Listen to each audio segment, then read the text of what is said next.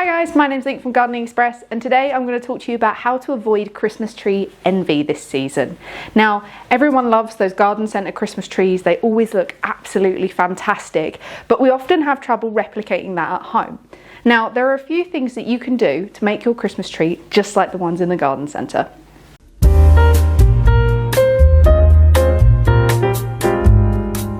Now, for a little bit of backstory, Christmas trees originated in Germany but became popular in the UK during the Victorian era.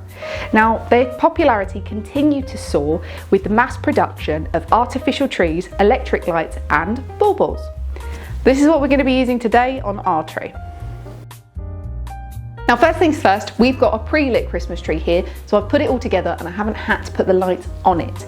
But if you don't have a pre-lit Christmas tree, the first thing you're going to want to do is put the lights on your tree. The next step is to add your tinsel, or in this case, foliage. Now, what we have here is a couple of bits of foliage, so I've got holly and also some lovely garlands of white, green and gold. Once you've got your base down and you've filled out your tree and you've managed to add any extra or fill any extra gaps, what you want to start doing is adding your largest ornaments first. So for instance, these ones are going to be these gold baubles here. I like to work in numbers of 3 to 5 to help balance out the tree as I go. Now, I've positioned my larger gold baubles in a set of 5, and from here what I've done is I've gone for my next size down. So this will be these ones here.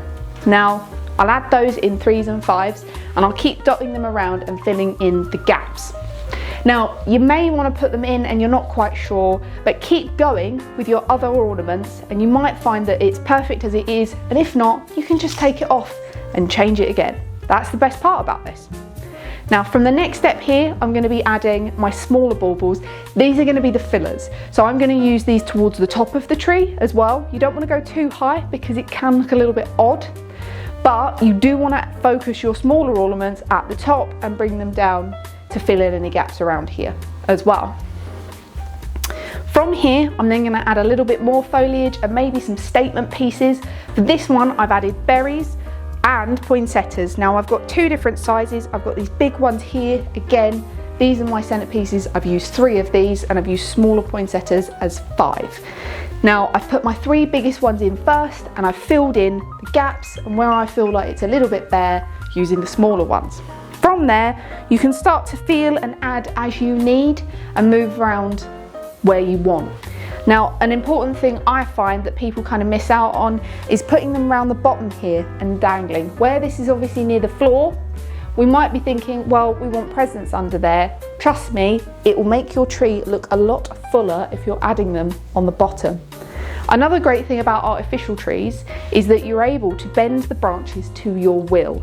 Now, I like to make sure that all of my ornaments are hanging freely so that they're not resting on anything, they're naturally dropping by their weight.